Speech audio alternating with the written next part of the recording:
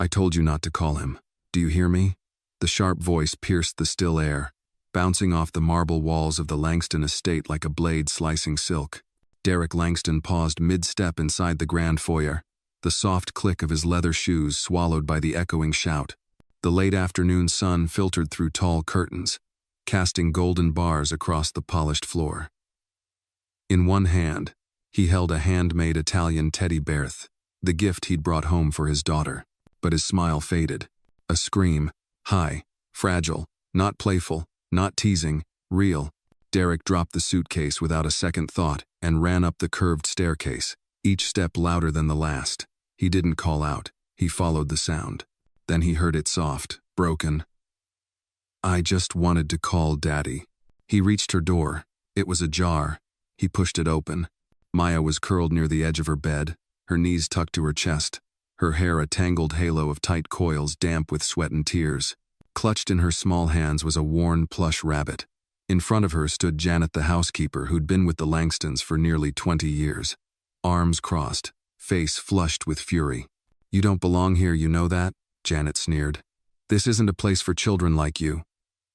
Black kids don't live in houses like this. Not unless they're cleaning it. Maya whimpered. Janet stepped closer. You think you're his daughter? He doesn't love you. You're a project, Maya. A little charity case to make him look noble. Soon enough, he'll get tired of pretending. Derek froze. For half a second, the world spun off its axis. Then he stepped inside. Janet turned, startled. Her face went pale. Mr. Langston, I didn't know you were. What are you doing? Derek's voice didn't rise. It didn't need to. It sliced through the tension like cold steel. Sheshe yelled at me. Janet stammered. I was only trying to discipline. Derek's eyes didn't leave hers. That child is my daughter. Janet's mouth opened, but no sound came. He crossed the room in 2 strides and knelt by Maya. Her eyes met his wide, red, pleading. When he wrapped his arms around her, she clung to him like she was afraid he might disappear. Daddy, I'm here, baby. I'm here now. He didn't look up at Janet. He didn't need to. His voice was steady. Leave this house. Right now. But Mr. Langston, I said now. He reached over and pressed the intercom. Travis, come upstairs to Maya's room. Escort Janet off the property immediately. No conversation. Travis responded within seconds. As Janet left, head low, not a word more was spoken. Her footsteps vanished down the hall. Derek stayed where he was. Maya curled into his chest, her small body shaking. I didn't mean to make her mad, she whispered. She said I didn't belong, that you'd send me back. The words tore at him. He looked around the room. Plush toys, designer furniture, a private bathroom, a shelf of books from around the world, and yet, none of it had made her feel safe. He held her tighter. Maya, he said softly. I chose you. I didn't adopt you to look good in a photo. I adopted you because you are my daughter. No one gets to tell you different. If your heart ached, or you felt a connection with Maya, hit that like button to show you're listening to the voices that need to be heard. And don't forget to comment where you're watching from. You might be surprised to find someone nearby watching this very moment with you. But I'm not like everyone else here, she murmured. He gently lifted her chin. That's right. You're stronger, braver, and more loved than anyone in this house ever imagined. She didn't speak again. She only nodded, barely. Derek sat there long after the sun dipped below the horizon. He listened to her breathing slow, watched her finally close her eyes. Outside the window, the sky faded to deep blue. Inside, a father sat beside his daughter, silent but certain, knowing in his bones that justice would not come from silence. That from this moment on, love would not be distant or delayed. Tonight, he would begin to make things right, not with power, but with presence. Derek didn't sleep that night. He sat in the leather chair beside Maya's bed, one hand resting gently on her back as she slept. Every few minutes, her breath would catch, like she was fighting a memory in her dreams. And each time, Derek would whisper, "You're safe, baby. Daddy's right here." At dawn, when the soft amber glow crept through the curtains, he finally stood. His joints ached, his shirt was wrinkled, and his eyes were bloodshot, but none of it mattered. What mattered was the quiet rise and fall of Maya's chest, finally steady. He made his way downstairs, his mind still reeling from the night before. He replayed Janet's words over and over. "You don't belong here. Black kids don't live in houses like this." Derek had built this home every inch of it, a testament to his rise from nothing. Born in South Central LA, orphaned at 9, shuffled between relatives until he was 16, then alone. He worked 3 jobs through college, started a tech logistics firm from his garage, and built it into a multi-billion-dollar corporation. He knew struggle. He knew survival. But somehow, despite all he'd overcome, he had failed to protect the one soul who needed him most. In the kitchen, the house was still. He opened the fridge, pulled out eggs and turkey bacon, and began cooking, moving like muscle memory. The smell filled the room. Coffee brewed on the side. He didn't cook often anymore, but today wasn't about habit, it was about presence. Footsteps behind him. Light, hesitant. "Morning, Daddy." He turned. Maya stood in the doorway, still in her pajamas, clutching the teddy bear he'd brought from Italy. "Morning, sunshine." He smiled, soft and open. "You hungry?" She nodded, rubbing one eye.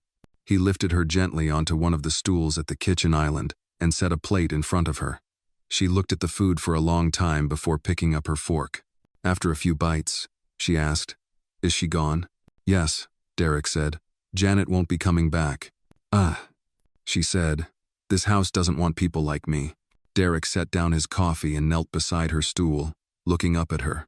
"Listen to me, Maya. That house, this home, belongs to you as much as it belongs to me.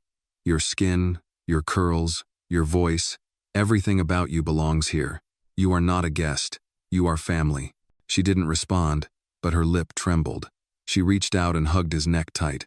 Later that morning, Derek sat in his study with his assistant, Marcus. "She's been with us for almost 2 decades, Marcus said, stunned. "You sure about this?" "She emotionally abused my daughter," Derek replied. "I don't care if she worked for me 20 years or 20 hours. She's done. We'll handle the severance." "Quietly?" Derek nodded. "No press, no drama, but I want full access to the staff records. Every complaint, every schedule. Start with the past 6 months." Marcus scribbled notes. "You think this was a pattern?" "I think I've been blind," Derek murmured. That evening, Derek did something he hadn't done in over a year. He canceled all his meetings for the week. Instead, he picked Maya up from school himself.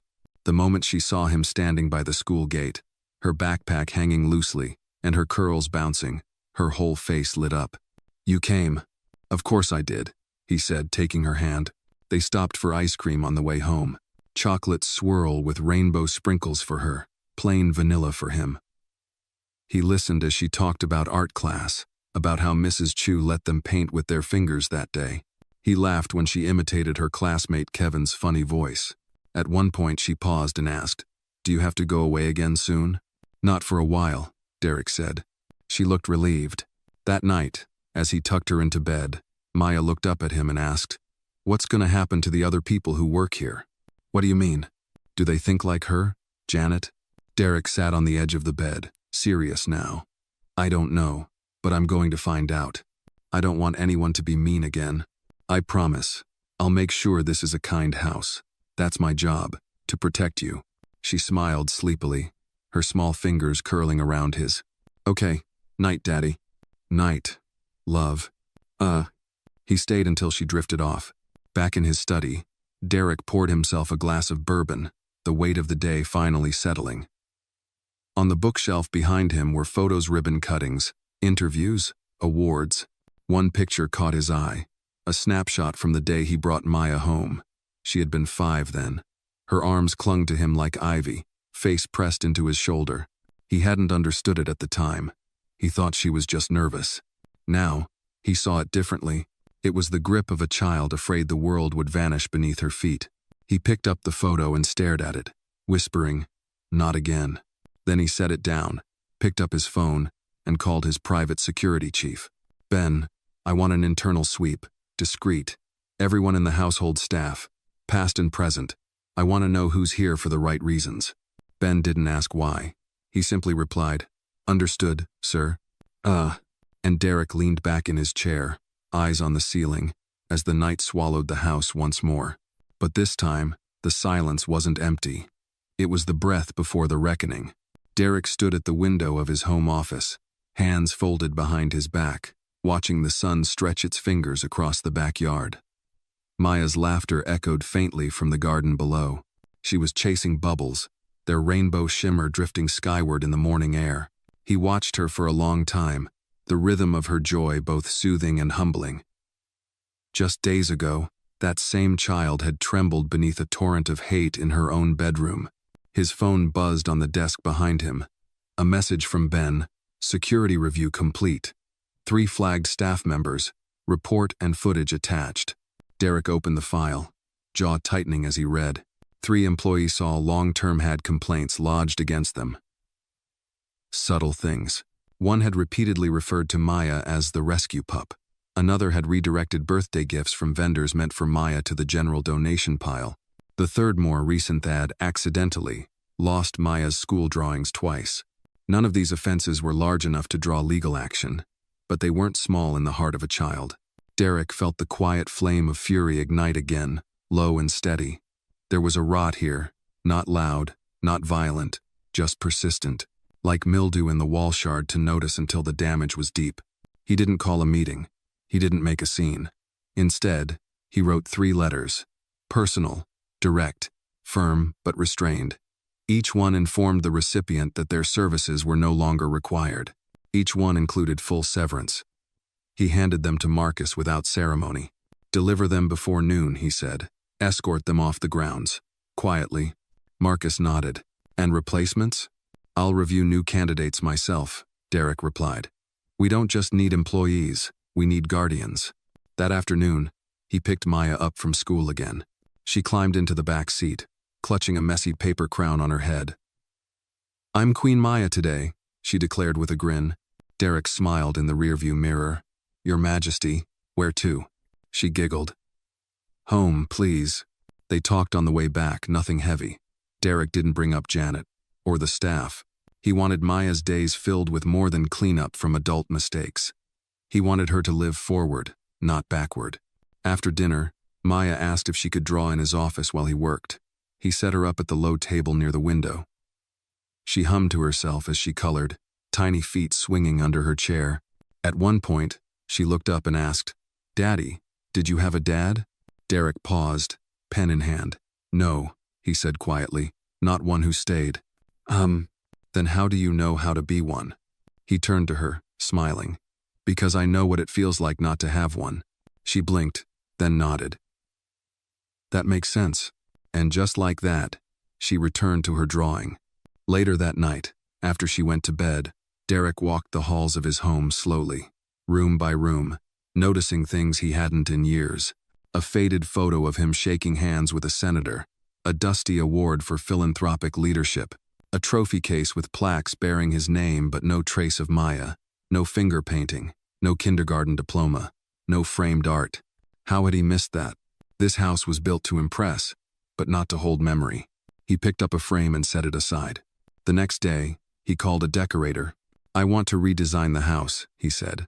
Not the bones just, the soul, family photos, her artwork, soft colors, things that feel like home. The decorator, confused at first, eventually understood, and she nodded with a gentle smile. Mr. Langston, it'll feel like she grew up here by the time we're done. The transformation began slowly, one room at a time. Maya noticed within days. You hung my painting? She asked, pointing to the messy watercolor above the fireplace. It's a masterpiece, Derek said. By the end of the week, there were toys in the living room, a reading nook in the corner, and Maya's name etched onto a wooden growth chart near the pantry. This house looks different, Maya whispered one evening. It's catching up to you, Derek said. You've been changing it without even trying. Maya tilted her head. Do houses have hearts? Only when the right people live in them. She smiled and climbed into his lap. Outside, the sky darkened. The first stars appeared. Inside, for the first time in a long time, Derek felt like he wasn't managing a mansion, he was guarding a home. And he knew, deep in his bones, that whatever came next, they'd face it together. Because Maya wasn't just part of his life now. She was the center of it. It was a rainy Wednesday when Derek first noticed something odd tucked beneath Maya's pillow. He had come upstairs early, carrying a mug of warm chamomile tea and one of her favorite bedtime books. Maya was brushing her teeth in the adjoining bathroom, humming to herself, a soft tune she often made up on the spot. The bathroom light spilled across the carpet in a narrow golden strip. As he smoothed out her comforter and fluffed her pillow, a folded piece of paper slipped to the floor. At first, Derek assumed it was a drawing. Maya often sketched animals and imagined castles when she was bored. But as he bent down and opened the small, crumpled sheet, his heart clenched. It wasn't a drawing. It was a list, written in uneven, childlike scrawl with her favorite purple marker. Things I must not do. 1. Talk too loud. 2. Touch the walls. 3. Ask too many questions. 4. Eat the last cookie. 5. Call daddy when he's away. 6. Cry. Asterisk. Below the list, in smaller letters, she had written, if I break these, she might come back, and daddy might leave. Derek didn't hear the toothbrush shut off, didn't hear the small footsteps returning. He was still staring at the paper when Maya stepped into the room. She froze in the doorway. You weren't supposed to find that. He looked up slowly. Maya, where did you learn these rules? Her eyes darted down. She twisted her hands together. She made me say them, every day, before school. Janet. Her venom had run deeper than he'd known. Derek moved to kneel in front of his daughter, gently placing the list on the nightstand. Sweetheart, those rules aren't real. They're not yours to carry. None of them. But I don't want her to come back, she whispered, or for you to go away. His voice cracked. I will never, ever leave you. Not for noise, not for questions, not for any mistake. You're my daughter, Maya, and you don't have to earn that love. It's yours, just because you exist. She was quiet for a long time, then said softly, that's not what she said. Derek's breath hitched. He pulled her close, wrapping her in his arms. She was wrong, he said, kissing the top of her head. She was terribly wrong. Oh, that night, after Maya had fallen asleep, this time curled in his arms like a baby bird, Derek sat awake, staring at that purple list. His mind burned. The next morning, he called Marcus into his office. I need a therapist, Derek said bluntly. Someone good with children, someone Maya can trust. Marcus raised an eyebrow. You want in-house therapy? Yes, someone who can come here, twice a week. I don't want her to walk into a cold office and feel like something's wrong with her. I'll put out the call. Derek hesitated. And make sure it's someone who understands what it means to grow up black in a world that doesn't always see your worth. Marcus gave a quiet nod. I know just who to start with. By the end of the week, Dr. Lucille Harper arrived. She was in her 60s, with silver-streaked dreadlocks and a voice that wrapped around you like a warm blanket. A retired child psychologist from the VA, she had spent decades helping children of trauma find their footing. Her first meeting with Maya was over tea and cookies at the kitchen table. No clipboards, no questions, just stories about the time she'd fallen out of a tree as a girl, about her dog named Roosevelt who used to bark at squirrels but never chased them. Maya laughed. Not loud, not long, but it was real. By their third session, Maya drew a picture of a lion cub sitting next to a man in a suit. That's me, she said. And Daddy, he's the one with the big hands.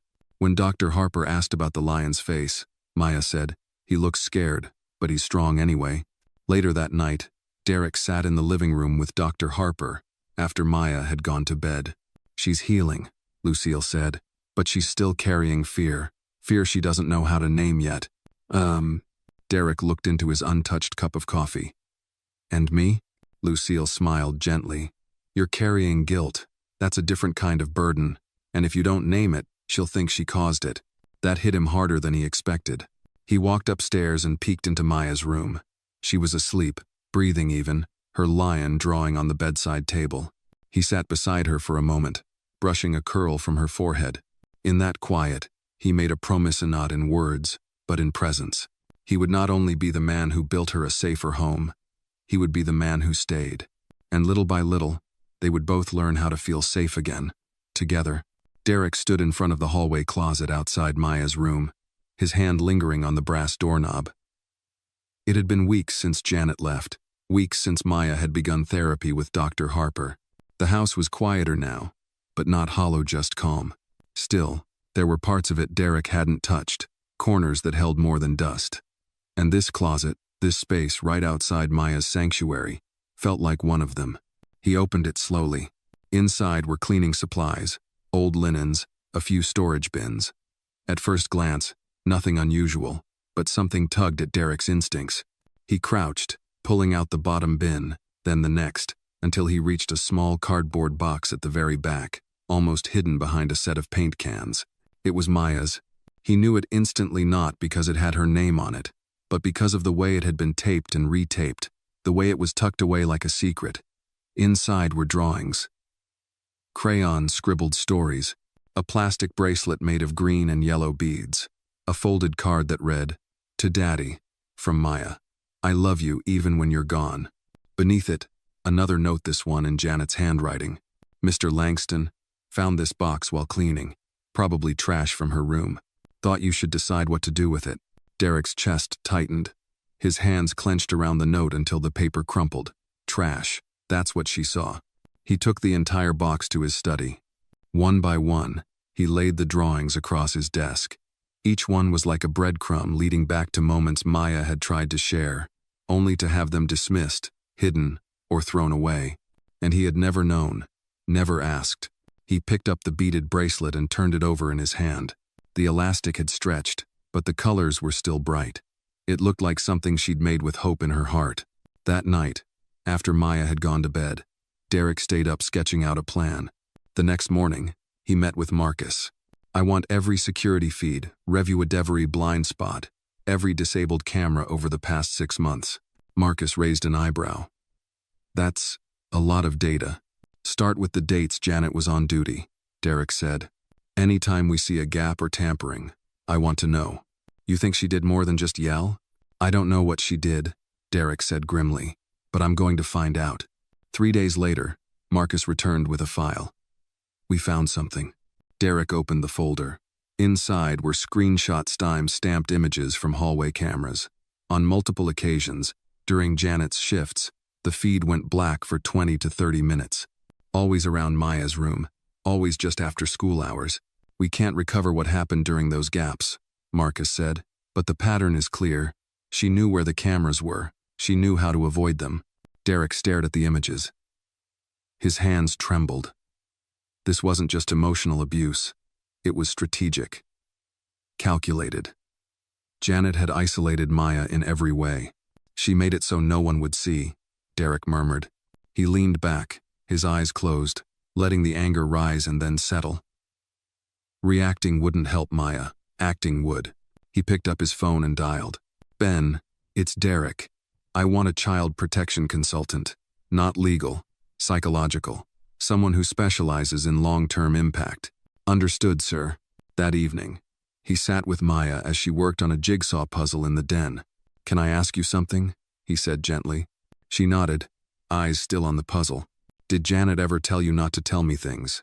Maya didn't answer right away.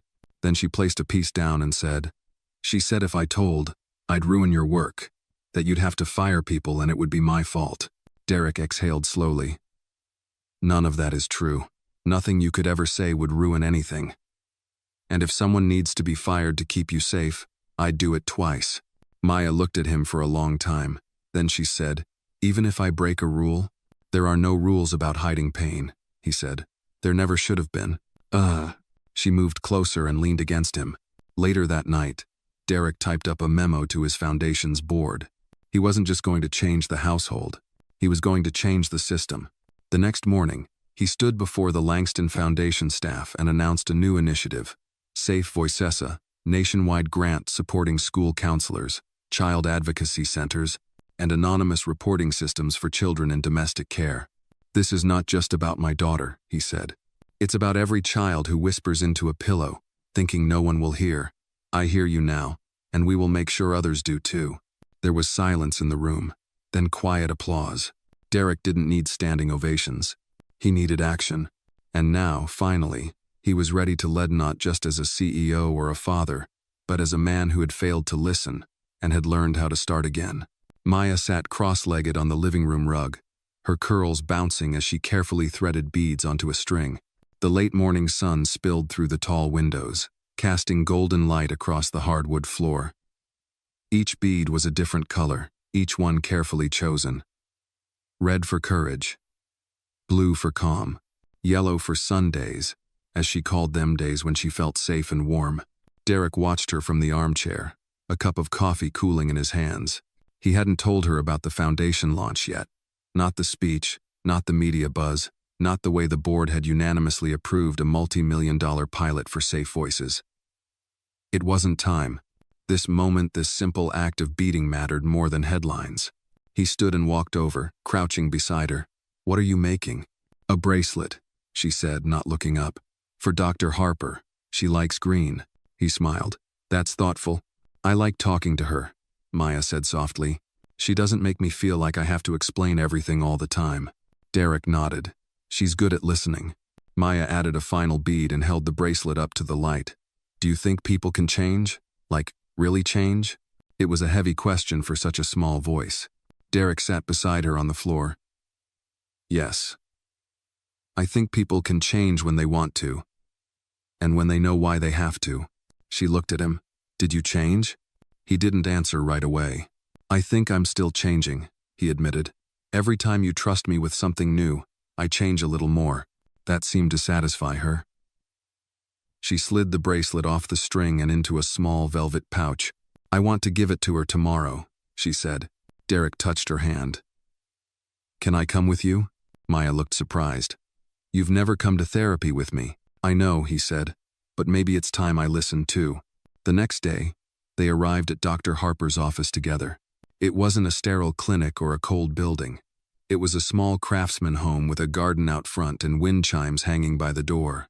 Inside, the living room had been transformed into a warm, inviting space bookshelves filled with picture books, soft blankets, and two worn armchairs angled toward each other like old friends. Maya handed Dr. Harper the pouch. "I made you something." Dr. Harper's eyes softened as she opened it. "This is beautiful, Maya. Thank you." Derek sat down across from them, hands folded. "I was hoping," he said, "that maybe I could join today, just to listen." Dr. Harper nodded. "Of course." For a few minutes, they just talked. About dreams and coloring and how Maya's school had announced a spring play. Then Dr. Harper leaned forward. "Maya, is there anything you wish your dad knew, but you're not sure how to tell him?" Maya looked at her lap. "I wish." She hesitated. "I wish he knew how many times I almost said something. But I thought I'd ruin everything.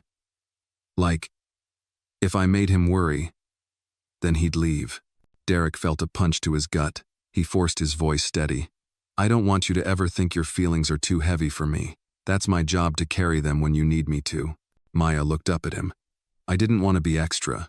I didn't want to be a problem." "You are never a problem," Derek said.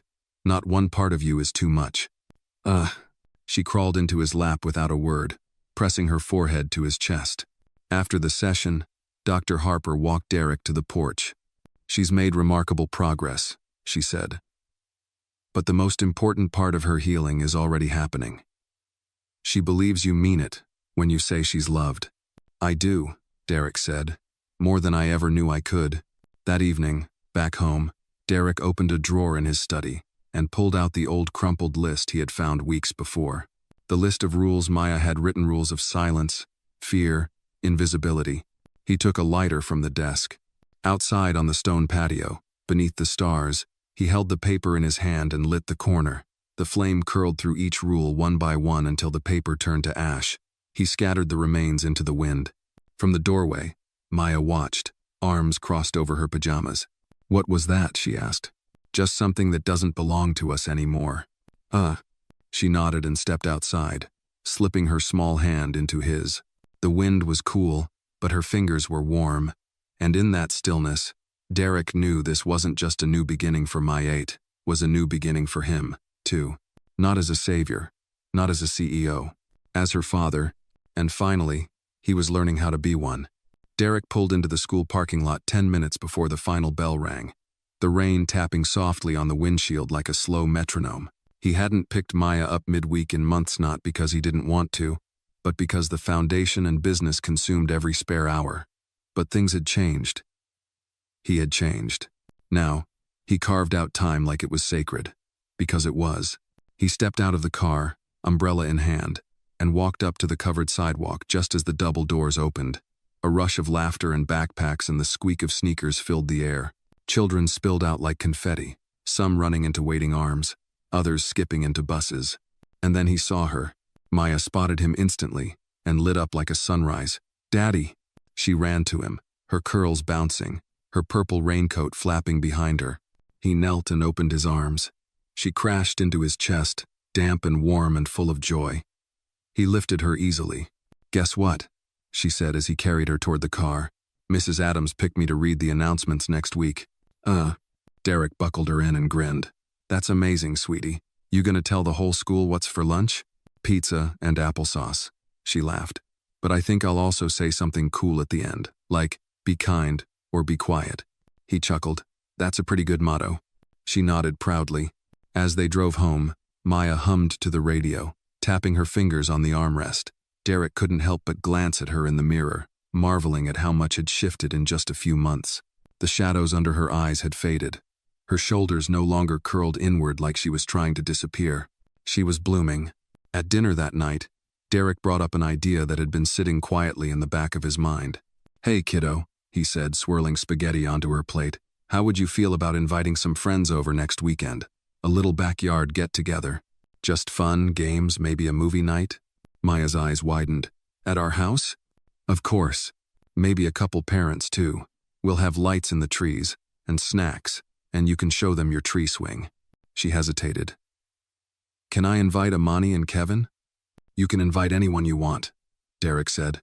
A slow smile spread across her face. "Even Mrs. Chu from art class?" "Even Mrs. Chu." The idea took off from there.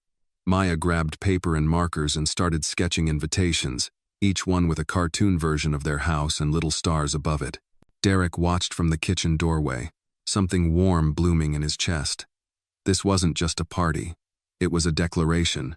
Maya was ready to let people into her world again. The next few days were a whirlwind. Derek hired a small catering team. Marcus coordinated lighting. Travis, the head of security, scoped out the entire yard and installed extra gate sensors, just in case. Maya, meanwhile, buzzed with excitement, placing balloons in her favorite spots and selecting a playlist of songs she liked to sing in the car. Derek let her lead. It wasn't about perfection, it was about her ownership, her joy. When Saturday finally arrived, the backyard glowed with soft fairy lights strung from the oaks. A projector was set up against the back wall. Beanbags and picnic blankets were scattered across the lawn. The scent of popcorn, mini hot dogs, and fresh lemonade floated in the warm spring air. Guests trickled Inkids in colorful hoodies, parents holding Tupperware, teachers in denim jackets. The first time Maya introduced Derek as her dad that evening, he caught the tiny catch in her throat quickly covered by a smile. But it was there, and he understood why. Naming love out loud still felt like a risk sometimes. But each time she said it, the grip of the past loosened. Midway through the movie, Maya climbed into Derek's lap on the large outdoor beanbag and leaned back against his chest. "You're not working tonight," she whispered. "Nope. You're not going anywhere tomorrow?" "Nowhere but pancakes and cartoons." She smiled without looking up. "This is the best night ever." Derek kissed the top of her head. "Mine too." As the movie played on and the stars blinked above them, he looked around the yard at the laughter, the life, the light. This wasn't just healing. This was wholeness. And for the first time in a long time, Derek Langston knew exactly who he was. Not the CEO, not the donor, not the success story. He was Maya's father, and that was the most important title he would ever hold. The Sunday morning after the backyard gathering, sunlight poured through the linen curtains of the breakfast nook. Derek stood by the stove, flipping pancakes while Maya sat cross-legged on the counter, humming a made-up tune. Her hair was still a bit wild from sleep, and she wore his oversized Langston Foundation hoodie, the sleeves covering her hands. "Do pancakes taste better on Sundays?" she asked, sniffing the air dramatically. "Only if you do the syrup dance," Derek replied, sliding a golden brown pancake onto a plate. Maya giggled. "What's the syrup dance?" He gave her a playful shrug. "You'll have to make one up." She hopped off the counter and performed an impromptu shuffle across the tile floor. ending with jazz hands. Ta-da! That was award-worthy, he said, handing her the plate. They ate together by the window, the sounds of birds outside mixing with the occasional clink of forks on plates. The peace was real, deep, earned. But by early afternoon, the quiet was interrupted by a call from Marcus. "Derek," he said, voice low, "you need to see something." Derek stepped into his office and shut the door. Marcus sent a link, and when Derek clicked it, a video began playing. It was a podcast episode's mall audience. Amateur production, but the title alone made his stomach drop. The truth behind Derek Langston's adopted image. The screen showed a blurry photo of him and Maya walking hand in hand. The host, a sharp-voiced woman with a cynical grin, spoke over the image. "You know what's sad? When billionaires adopt kids just for image points. PR, sympathy. A little girl, placed in a mansion she doesn't belong in, raised by a man who's never once spoken publicly about why he really took her in." Derek closed the laptop. His jaw clenched, and not because of the insult to him but the implication about Maya. That she was a prop, a decoration, that her belonging could be questioned by someone who'd never met her. He called Marcus back. "Do we know who's behind it?" "Name's Lila Brenner. Online commentator, right-wing shock podcaster. She's looking for controversy to grow her numbers." "Is it spreading?" "Not yet. A few fringe shares. But if it hits the right circles." Derek looked out the window at the backyard. The swing still hung from the oak, swaying gently in the wind. "I'm not responding with lawyers. Not yet." "Then what?" "I'm going to answer it my way." He hung up and walked into the kitchen, where Maya was coloring on a placemat. "Sweetheart," he said gently, "would you want to help me tell our story? About us?" She blinked. "Like, in a book?" "No, more like a short video. Just us, talking about what makes our family real." She tilted her head. "Would I get to pick what I wear?" He smiled. "Absolutely."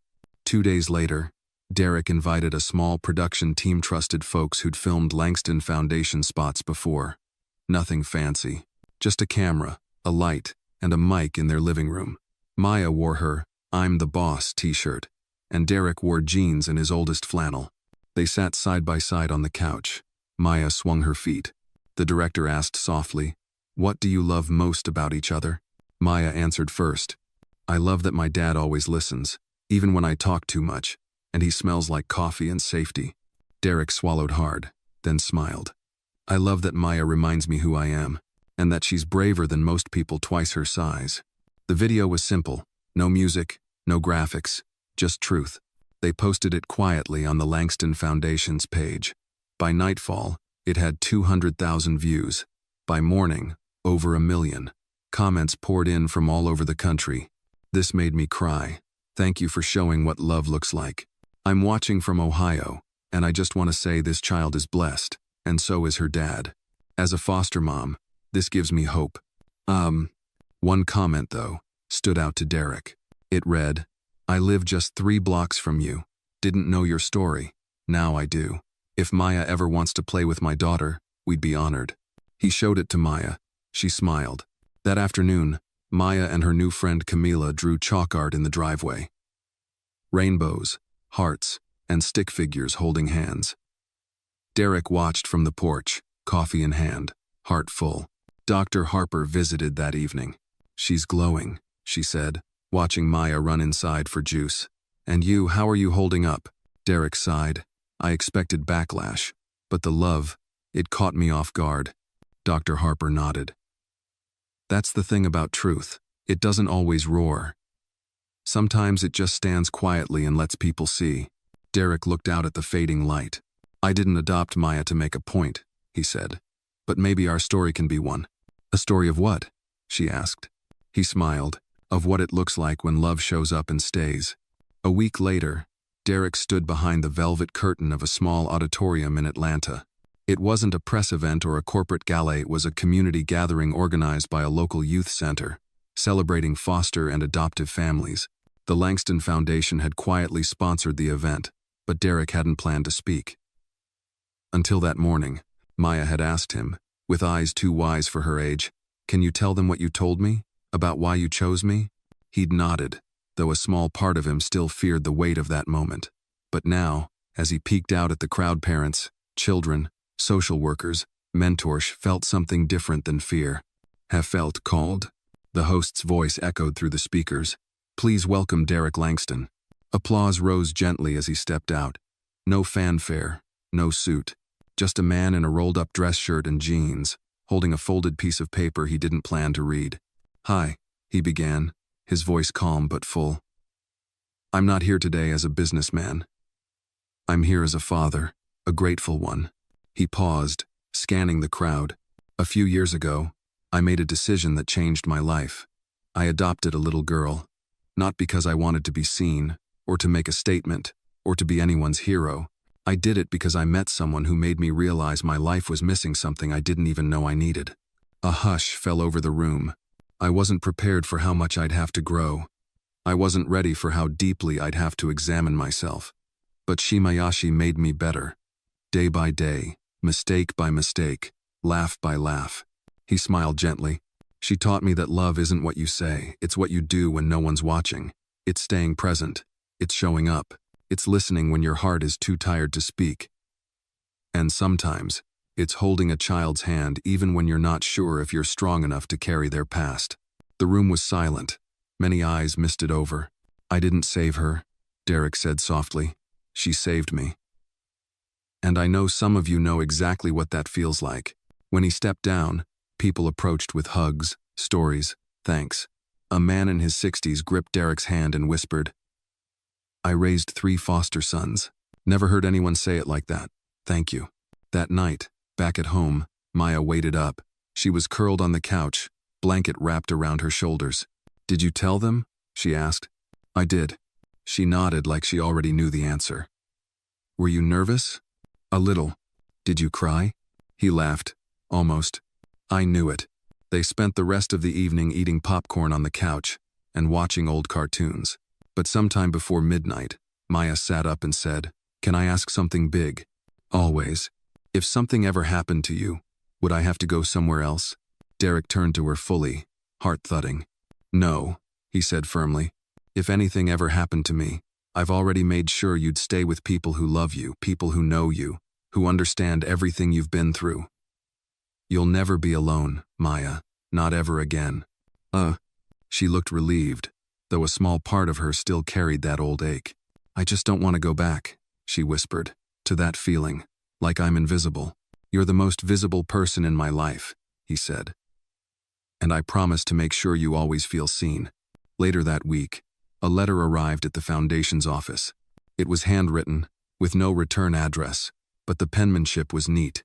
Mr. Langston, I watched your video. I judged you before. I was wrong.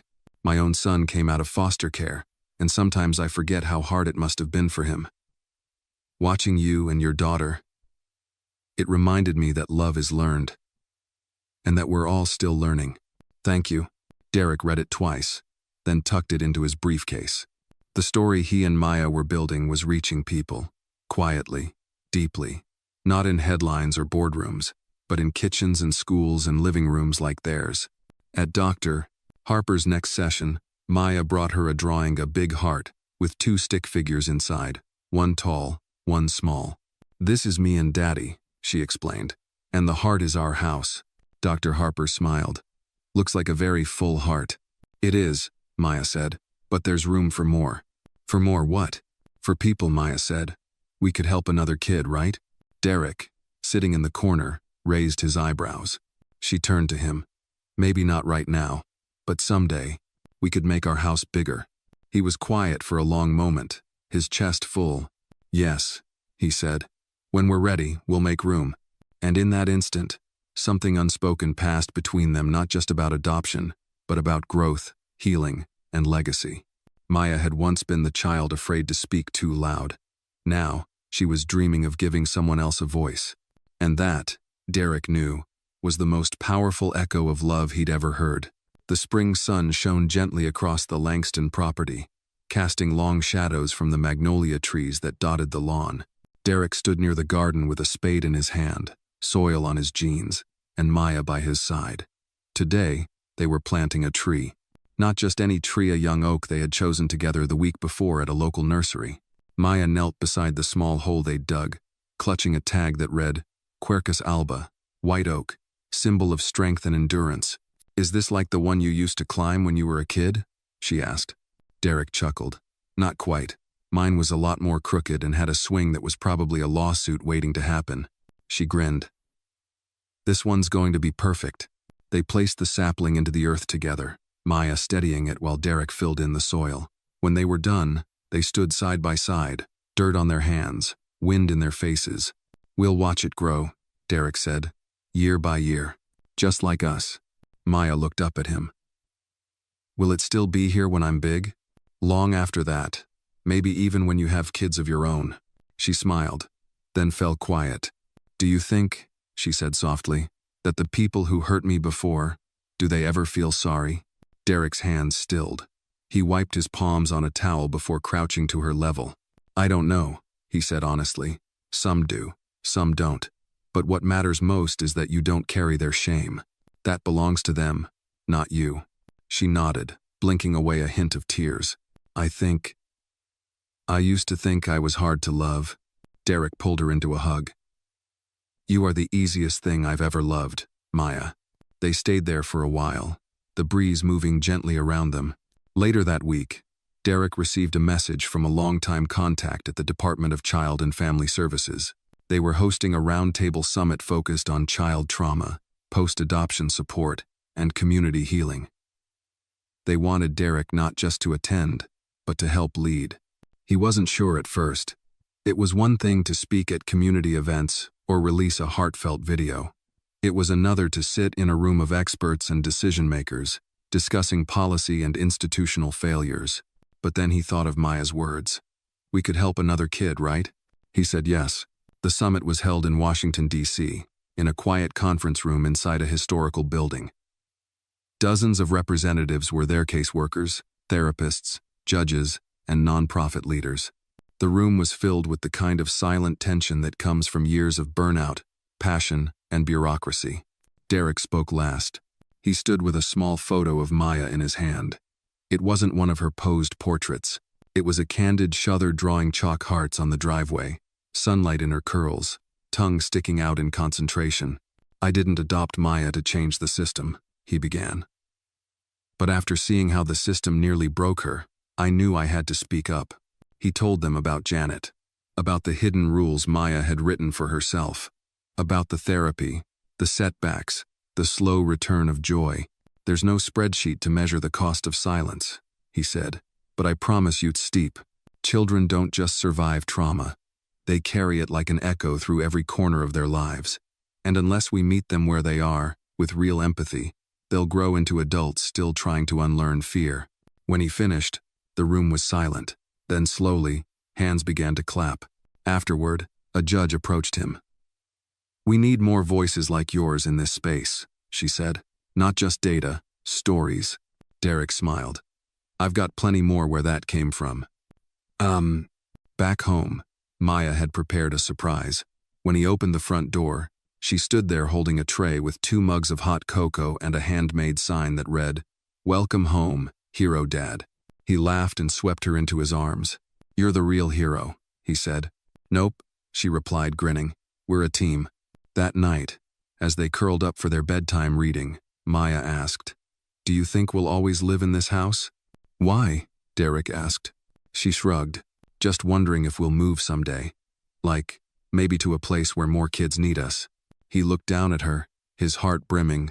I think, he said, that wherever we go, we'll bring home with us. Because home isn't a place, it's the people in it. Maya snuggled closer. I want to bring it to someone else someday. You will, he whispered. You already have. And outside the window, under the night sky, the young oak they planted swayed gently in the wind-rooted, steady, growing stronger by the day, just like them. It had been nearly a year since Maya had first stepped into Derek Langston's home with nothing but a backpack and guarded eyes. Now, the walls of their house echoed with laughter, shared secrets, and the unmistakable rhythm of belonging. But with growth came new chapters, and this particular morning began with a letter. Maya found it first. She had been checking the mailbox every day for the past week, convinced her pen pal from New Mexico would write back. Instead, tucked among the envelopes was a cream-colored letterhead stamped with a government seal. She handed it to Derek at the breakfast table, her expression curious. He opened it slowly, skimming the typed words. Then he paused. "It's from the State Child Welfare Board," he said. Maya's eyes widened. "Are we in trouble?" He laughed gently. "Not even close." The letter wasn't a warning. It was an invitation to testify at a legislative hearing in front of the state Senate. The goal: to advocate for more stringent oversight of private caregiving within the foster system. His story, they said, could make a difference. So could Maya's. Derek looked across the table. "They want both of us to speak." Maya blinked. "Me?" He nodded. "Only if you want to. You don't have to say anything you're not ready to share. But I think people would listen to you, Maya.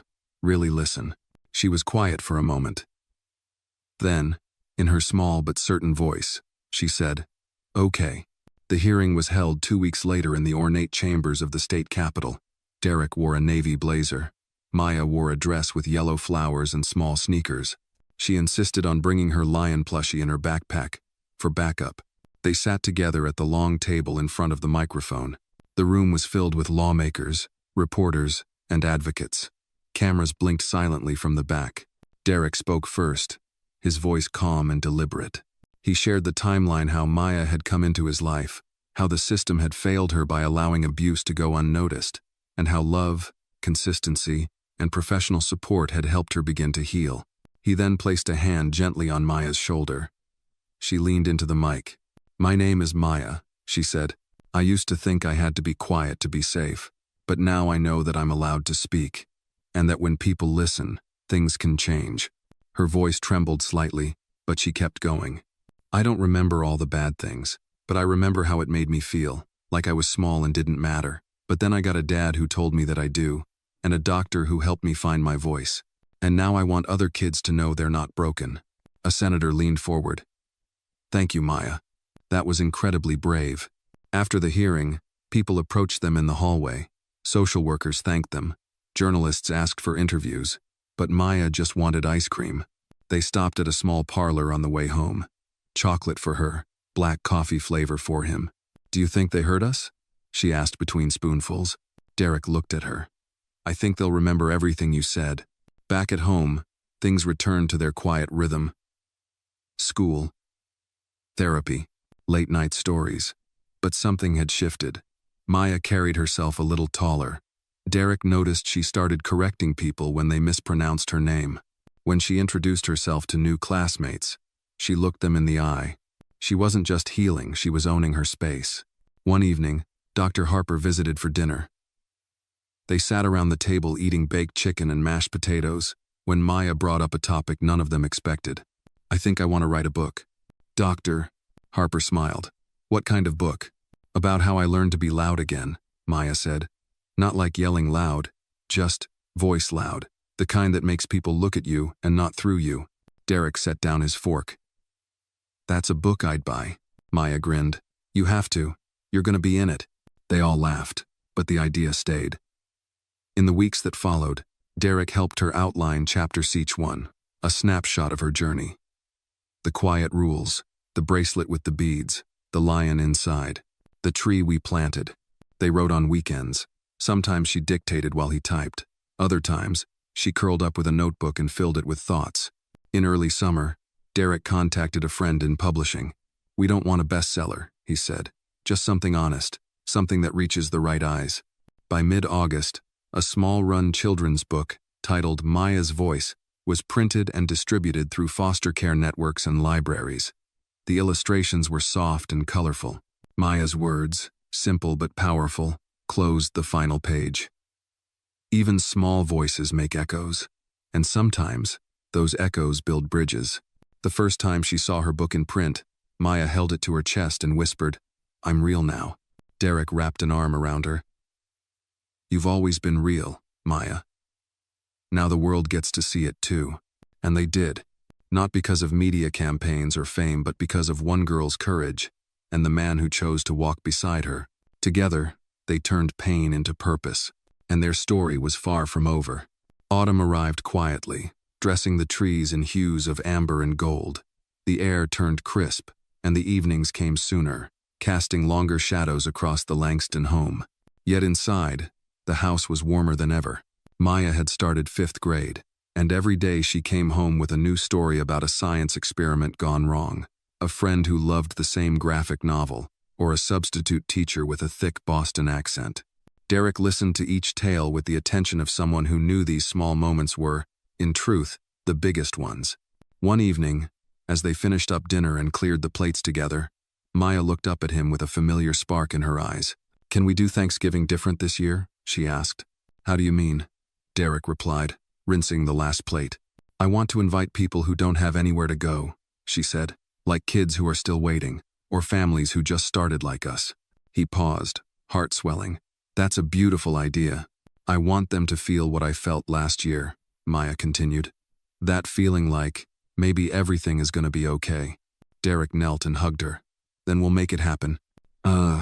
Word spread quickly through the local network of foster care organizations and community shelters. Derek didn't want it to be a corporate-sponsored event. No banners, no logos. Just long tables under tents, heaters to keep everyone warm, and enough food to remind people they mattered. On Thanksgiving Day, they opened their home, not just the backyard, but the heart of it. Volunteers arrived early, helping prep turkeys and sides. Maya stood at the door with a clipboard, welcoming each guest with a grin and a sticker that read, "Your family today." By mid-afternoon, the yard was filled with laughter, the clinking of utensils, and the gentle hum of shared stories. Children played tag near the oak tree she and Derek had planted months ago. Some adults sat quietly, tears in their eyes as they took in the scene. Many of them hadn't felt this kind of welcome in years. Derek moved through the crowd, shaking hands, offering seconds, but always keeping Maya in his line of sight. She floated from table to table like a hostess twice her age, making sure everyone had what they needed. At one point, an older woman in a red scarf approached him. "You don't know me," she said softly. "My grandson is in foster care. I've been trying to get custody, but it's complicated. I almost didn't come today." Derek listened. "But your girl, Maya, she reminded me of him. Same eyes, same weight they carry. I just wanted to say thank you for reminding me there's still good people trying." Derek placed a hand over his heart. "Thank you for telling me that." As the sun began to set, Maya climbed up onto the makeshift wooden stage they had set for music and announcements. She tapped the mic nervously, her lion plushie tucked under one arm. "Hi," she said. "I'm Maya." The crowd quieted. "I used to think Thanksgiving was just about food, and pie, and being polite." A few chuckles rippled through the audience. "But this year, it feels different. It feels like this is what it's supposed to be. A big family, even if we don't all live together, even if we don't all know each other yet." She paused, swallowing. "I wanted to say that if you're here, it means someone sees you, someone wants you here, and I'm glad you came." Applause broke out, gentle at first, then stronger. Maya stepped down, cheeks flushed, eyes bright. Derek met her with a hug. "You just changed somebody's day." "I hope so," she whispered. Later that evening, after the last table was cleared and the final guests had gone, Derek and Maya stood under the oak tree, wrapped in blankets. The leaves rustled softly above them. "Can we do this every year?" she asked. "We can do it as long as you want," he replied. "I want to remember," she said, "not just what happened to me, but what came after." "You will," he said, "because you're not just surviving anymore, Maya, you're leading." She leaned her head on his arm. "You think the tree will be really big next year? Bigger than both of us, I bet." They stood quietly for a while, watching the stars appear one by one. Inside, on the kitchen counter, sat a framed copy of Maya's voice, her book now being used in classrooms across 3 states. Next to it was a note she had written on a sticky pad. "We used to be 2. Now we're more." Derek smiled every time he saw it, because in the end, that was the truth of their journey. A girl who found her voice, a man who found his purpose, and a love that rippled outward, making room for others to believe that healing is possible, and that sometimes, the family you build is the one that saves you. No matter how wealthy or powerful you are, nothing is more important than listening to and protecting the ones you love. A child's sense of safety and self-worth can't be secured with luxury. It takes presence, love, and timely action from a parent. Never stay silent in the face of injustice, especially when it happens within your own home.